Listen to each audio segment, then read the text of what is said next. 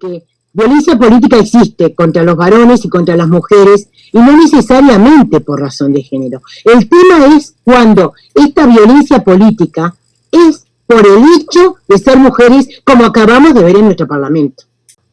La violencia contra las mujeres en la vida política incluye todas las violencias física, sexual, psicológica, moral, racial, económica, simbólica, absolutamente todas. Algunas son claramente y pueden ser claramente sancionadas a nivel penal, pero otras son violencias que tienen que ser sancionadas desde el punto de vista ético, dentro de la fuerza. Por eso es que reclamamos un protocolo. Felicitarlas y felicitarlos por este lugar, por esta actividad, que además veo que hay muchísimos participantes, muchísimas personas participantes, y realmente además desde el inicio me resultó como muy hermoso la presentación, así que nada, bravos, bravos, bravos, y muchísimas gracias por el espacio. Eso, ni hablar, muchísimas gracias por el espacio. Y las compañeras me sugirió que abordara el tema de la participación política y de la violencia hacia las mujeres, en política, por su razón de ser mujeres, que ya Tamara, me adelantaste mucho de lo que de algún lugar obviamente vamos a hablar, y está bien, porque tiene que ver con lo que vivimos todos los días, y está bien que además machaquemos en el tema por lo naturalizado que están muchas de estas cosas. Viendo la conformación del Parlamento a posteriori de las últimas elecciones y la propuesta de cargos a integrar en el gobierno actual, así como el número de candidatas propuestas para las intendencias, creo que aún estamos estancadísimas en el plano de representación política. Las compañeras más jóvenes dirían, estamos en el horno. Los ámbitos de mayor poder, me refiero al Parlamento, los ministerios, las intendencias, han tenido y tienen poca presencia femenina. A pesar de la ley de cuotas y de la declaración de paridad en las listas del Frente Amplio, hay elementos electorales y estructurales que acotan la aplicación de las medidas. Insisto, electorales y estructurales. Y cuando estoy hablando de estructurales, de lo que estoy hablando es del patriarcado. En la última elección nos presentamos atomizados en un sinfín de grupos y de listas. En estas circunstancias es difícil que una lista gane más de una banca. El único lugar de la lista que podría ser electo es el primero, y el primero, quien lo ocupan, en general, son los varones. Por lo que esta ley es insuficiente para poder lograr el cometido de aumentar la participación de las mujeres en los ámbitos de representación política. A esto debemos sumarle la falta de voluntad política para que las mujeres entren en competencia, y fundamentalmente el correrse de los lugares de poder. Tenemos que recordar, porque además estamos aquí, que los partidos son los principales filtros para el acceso de las mujeres a los cargos de representación. Los partidos son parte del sistema patriarcal. A pesar de todo, el Frente Amplio es el partido que más chances ha dado en estos temas. En el 2017 se aprobó la paridad de género en la conformación, como dijimos, de nuestras listas, y además durante todos estos 15 años hubo un cambio en la designación de los ministerios y se asignaron también a mujeres a ministerios tradicionalmente masculinos, ¿no? Como el de defensa, el interior, la industria. Y eso generó una diversificación en la participación de las mujeres en los gabinetes que actualmente sucumbió totalmente. La participación paritaria en la política no solamente implica una mayor representatividad en términos cuantitativos, también debe estar presente, y esto es fundamental para nosotras. Evidentemente, acá hay un ámbito de muchas mujeres feministas, pero esto es fundamental, de que también deben estar representados los intereses y necesidades de las mujeres. Es decir, el discurso y las propuestas deben ir en consonancia con la defensa de la igualdad de género. Actualmente, entre las mujeres que participan en general en los niveles de representación, esto estoy siguiendo mucho a Nikki que nos dice mucho de esto, en los niveles de representación, como es en el Parlamento o en las direcciones o muchos ministerios, sigue habiendo un discurso que de algún lugar es meritocrático, es decir, el que está ahí se lo debe,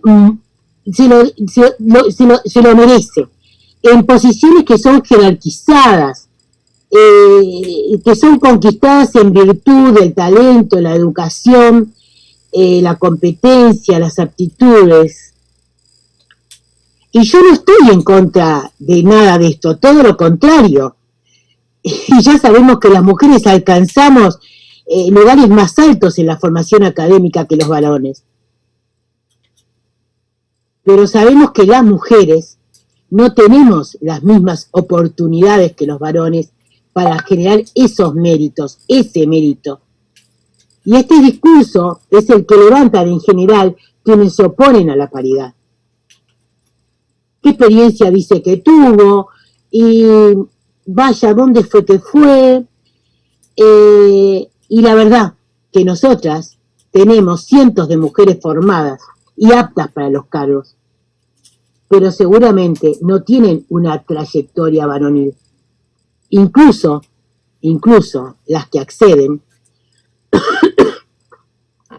tienen esa trayectoria que llamamos de escaleras rotas, porque mientras vamos ascendiendo, nos vamos deteniendo por los requerimientos de los cuidados familiares, que habló Tamara, comunitarios también, por el tranque de la violencia política y de las otras violencias, donde está también, entre otras, la violencia racial. Y esas escaleras rotas no nos permiten subir de la misma manera, ascender de la misma manera que ascienden los varones. Cuando no, le cedemos al varón las posibilidades de ascenso. ¿Quién no ha escuchado? Quédate en casa, yo gano más que vos, cuida a los chicos, no cambies por una cuidadora. O mismo a los compañeros de trabajo que intentan convencernos que ellos van a estar mejor que nosotras en el cargo que corresponde.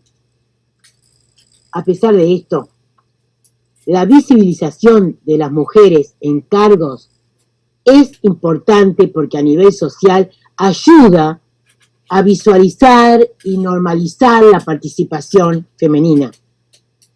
Cada vez es más frecuente que nos haga ruido una representación solamente masculina, como fue la representación de las propuestas que hizo el Frente Amplio al gobierno actual a propósito de la pandemia. Ser representante a nivel político significa muchas cosas, pero sobre todo es ocupar un cargo electivo donde, bueno, puede ser designado, donde se participa de las decisiones sobre distintos asuntos políticos. Entonces, allí tienen que estar los intereses de toda la ciudadanía. Y cuando digo de toda la ciudadanía, digo de toda la ciudadanía. Y en este tema de la participación política, ¿dónde estamos las diversas mujeres? Las mujeres pobres, las mujeres afro, las mujeres trans, las discapacitadas. Es evidente que si hablamos de participación, no solamente nos referimos al Parlamento, los ministerios, los gobiernos departamentales. Se requiere promover la participación en todos los ámbitos sociales, políticos, comunitarios. Y para ello hay que sensibilizar, capacitar y sobre todo generar oportunidades. Esto es parte de la renovación de la que tanto hablamos, porque históricamente la carrera política se generaba de las familias, los Valle, los Herreras, o por fortunas, los Sartori, los Novi, y actualmente también por la actuación sindical, querida Tamara, pero a ver si esos no son ámbitos masculinos. Clarito, y no tenemos que decir más nada. El parlamento es el arte de la oratoria. Y ese arte de la oratoria algunas personas lo traen desde que nacen, ¿tá? Pero si no se nace con él, se cultiva. Y nosotros tenemos que promover cultivar el arte de la oratoria en nuestras mujeres. En CEPAL 2017, CEPAL es la Comisión Económica para la América Latina y el Caribe, se analizó el tema de la paridad como objetivo alcanzable para las democracias de América Latina, ahora terriblemente debilitadas. Y las mujeres organizadas, las mujeres afroorganizadas, plantearon un tema que no es menor, y es la incorporación a la discusión de una democracia intercultural paritaria, de la que podemos charlar en otro momento y ojalá la podamos desarrollar. Pero, ¿qué significa esto como para podernos entender? Básicamente es el desafío renovador de la construcción de la construcción democrática, es la reconstrucción de los sistemas de poder que colocan a los ciudadanos y a las ciudadanas en diferentes categorías, permitiéndole a unos y a unas pocas el disfrute pleno de los derechos, y a los otros y a las otras que sean permanentes demandantes para acceder a los beneficios de una ciudadanía plena. Muchas ya saben que hablo siempre de la otredad, y veo algunas compañeras que creo que desde algún lugar me han escuchado, porque a nosotras, las mujeres afro, muchísimas veces en estas luchas de las mujeres hemos escuchado de compañeras que queremos muchísimo y que obviamente tenemos una lucha juntas. Bueno, después, ¿no? Después, ¿no? Eso es no sentirnos nosotras, como yo siento nosotras a todas las mujeres. Porque la paridad, y alguien escribía ahí, sin una perspectiva interseccional, es una paridad a medias, compañeras. O mejor dicho, no es paridad, pues disimula las asimetrías sociales, las culturales, las raciales de la sociedad, asumiendo que todas las mujeres están en las mismas condiciones y también que todos los hombres tienen los mismos privilegios, cosa que no es así. La paridad per se no permite superar ciertos obstáculos que dificultan la participación política de las mujeres. Muchas veces hablamos de democracias con contenidos y debemos hablar también de paridad con contenidos. La paridad y la violencia política, de la que Tamara tanto nos introdujo, gracias, la paridad y la violencia política hacia las mujeres en razón de género se correlacionan entre sí. La paridad es un incentivo formal, cualitativo, un incentivo numérico, diría, ¿no? Pero por otro lado, la violencia política hace que nos paremos, que no podamos ingresar o sustentar o crecer, que se estimula la violencia política hacia nosotras, a la participación, al ingreso y a la permanencia de nosotras en los diferentes ámbitos políticos. Obviamente, los ataques hacia nosotras tienen como trasfondo la descalificación y sobre todo una desconfianza sistemática hacia nuestras capacidades y posibilidades de hacer bien el trabajo o sobre todo de ganar una elección. A esto se suma lo que ya hablamos, el correrse de los lugares de poder. Le voy a decir a mi compañero que no haga ruido porque tengo el micrófono abierto.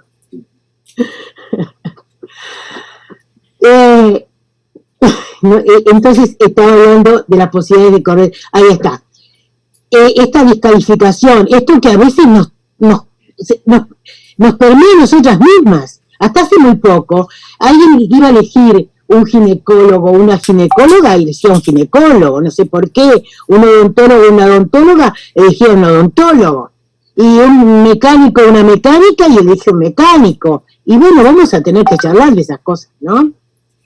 Quería, si me permiten, definirles, y se la voy a leer, la definición de violencia política contra las mujeres en razón de género. Y me gusta decir violencia política contra las mujeres en razón de género, porque violencia política existe contra los varones y contra las mujeres, y no necesariamente por razón de género. El tema es cuando esta violencia política es por el hecho de ser mujeres, como acabamos de ver en nuestro Parlamento. La definición dice: debe entenderse por violencia política contra las mujeres en razón de género cualquier acción, conducta u omisión realizada de forma directa o a través de terceros que basada en su género cause daño o sufrimiento a una o varias mujeres y que tenga por objeto o por resultado menoscabar o anular el reconocimiento, goce o ejercicio de sus derechos políticos. O sea, la violencia contra las mujeres en la vida política, la violencia contra las mujeres en la vida política incluye todas las violencias que nombraron las compañeras: física, sexual, psicológica, moral, racial, económica, simbólica, absolutamente todas. Algunas son claramente y pueden ser claramente sancionadas a nivel penal, pero otras son violencias que tienen que ser sancionadas desde el punto de vista ético, dentro de la fuerza. Por eso es que reclamamos un protocolo. Las violencias se visibilizan más ahora, compañeras, y están mucho más intensificadas, porque ahora estamos y exigimos igualdad. Entonces se han intensificado y no hemos llegado en nuestro país a lo que han llegado en otros países, que llevamos al femicidio por este tema, que llevamos a matar a las mujeres por este tema. Poner las barbas o las rabas o lo que sea en el remojo, porque esto es una realidad.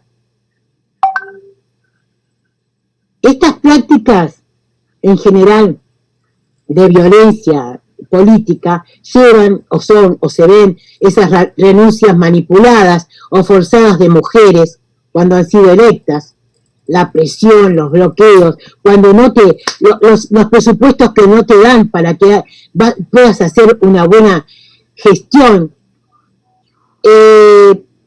bueno, las calumnias, lo que sea, y ni les cuento a nivel fundamentalmente de los medios en los cuales se nos enchastra de cualquier manera, nos dicen qué es lo que podemos hablar o no. Esto en este momento no lo digas para nada. Y yo no quiero dar nombres porque no tengo la anuencia de las compañeras, pero creo que todas recordarán casos de ministras nuestras, de autoridades de correos, de la enseñanza, intendentas, y podría seguir, que vivieron este tipo de violencias.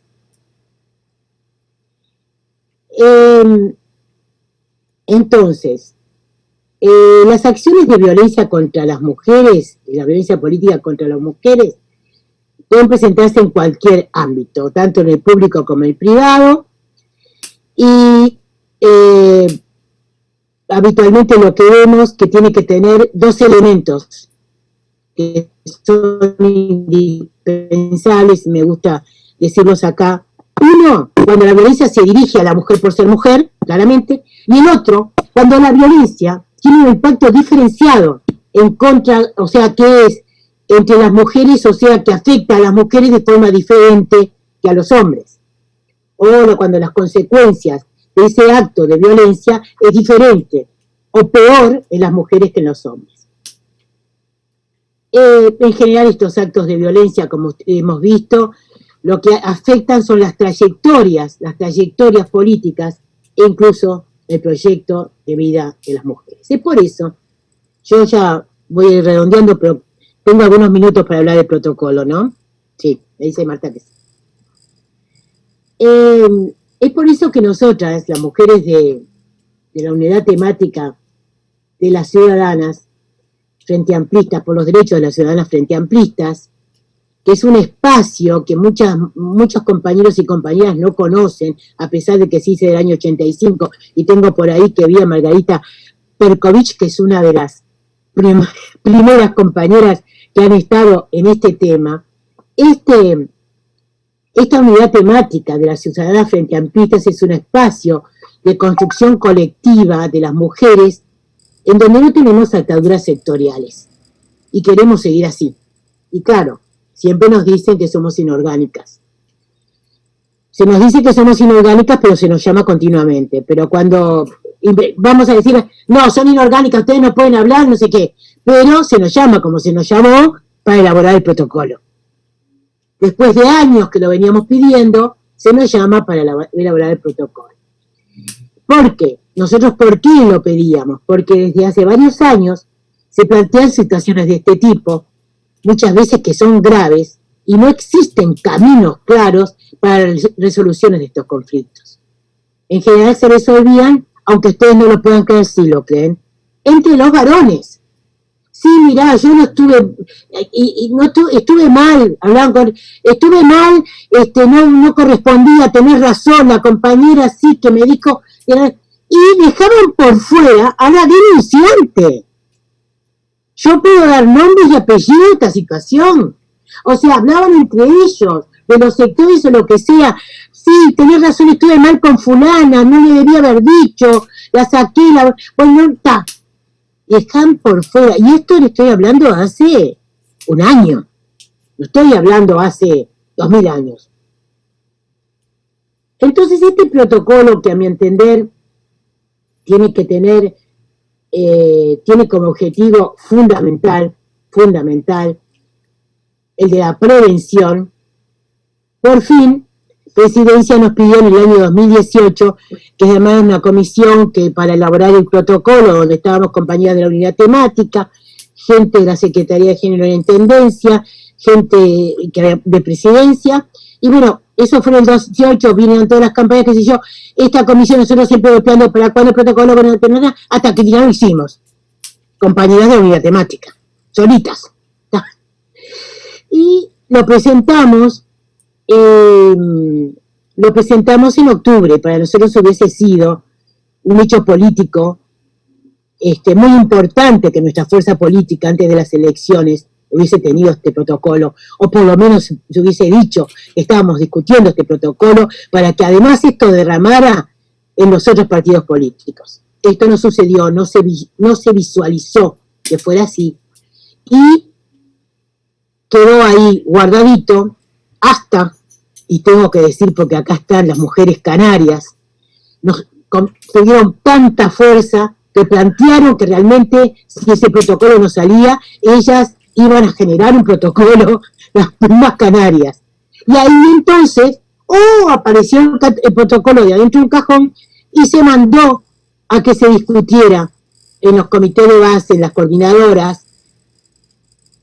Pero no sé si realmente fue así, porque ayer, en una plenaria de la UT, las compañeras feministas de Durazno dijeron que nunca les llegó el protocolo. Bueno, hasta fines de febrero quedó el protocolo, el borrador hecho por nosotras, para que se le hicieran aditivos, y bueno, lo que puedo decirles que es hiper positivo, es que en 10 días, en la mesa política, la compañera Sandra Alonso planteó la necesidad de que este protocolo ya tenía que estar, y nos llamaron nosotras para que conformáramos el grupo para que trabajemos los temas que agregaron las compañeras, los compañeros y los sectores al borrador que nosotros habíamos hecho. Como dije, lo fundamental del protocolo es prevenir, ¿no? Pero, obviamente, tiene incluida atender la parte de atención, sanciones, y fundamentalmente el tema es erradicar la violencia política contra las mujeres por razón de género. Algunos puntos que de repente sería bueno recalcar, porque muchos de ustedes habrán visto el protocolo, era concientizar en materia fundamentalmente de los derechos, concientizar porque ni las mujeres ni los varones, porque está tan naturalizado estas prácticas, muchas veces no somos conscientes de las diversas formas de violencia que ocurre en el ejercicio de la política. Otro tema que es fundamental es que nosotras, como fuerza política, nosotros debemos velar porque se cumplan esos compromisos que planteó la compañera, esos compromisos que hemos firmado y que realmente, tanto los internacionales como los nacionales. Y por otro lado, dar cumplimiento a nada más ni nada menos que los principios del Frente Amplio de ser antipatriarcal y antirracista. Y eso lo logramos nosotras las mujeres. Es una definición política de todos los sectores del Frente Amplio que logramos nosotras las mujeres. Y Marta levanta ya. Antipatriarcal y antirracistas. Y a eso hay que darle contenido también. El protocolo, y voy terminando, debe ser un compromiso de nuestro partido político. Nuestra fuerza política debe entender que la violencia contra las mujeres en la vida política es una violación de los derechos humanos. Tiene que entender que es una violación de los derechos humanos y representa una grave amenaza para la democracia. Y máxime ahora, en la situación que tenemos a nivel regional. Obviamente, todas las partes del protocolo tienen fundamentos, plantea en forma detallada los elementos de verificación, y sobre todo un tema que es fundamental y que no existía, es el de la confidenciabilidad, me cuesta mucho, confianza y el hecho de la no exposición, de tal forma que tanto las unas y los otros y las otras tengan un ámbito en que podamos resolver esto con respeto a las personas, y no como ahora, que hay una exposición cruel de las personas que realmente hacen este tipo de denuncias y que lo único que generan que las demandantes y las compañeras digan, mejor me callo porque esto es brutal. Estoy terminando. Creo que fundamentalmente en estos 10 días se va a dar que vamos a tener este protocolo. Pero si no es así, creo que todas y todos, en los diferentes ámbitos que estamos dentro del Frente Amplio, debemos realmente exigir, y máxime con las acciones que hemos visto en los últimos días, que salga a la luz, así este protocolo derrama también en los otros partidos políticos. Les mando un abrazo grande y espero haber cumplido con los tiempos.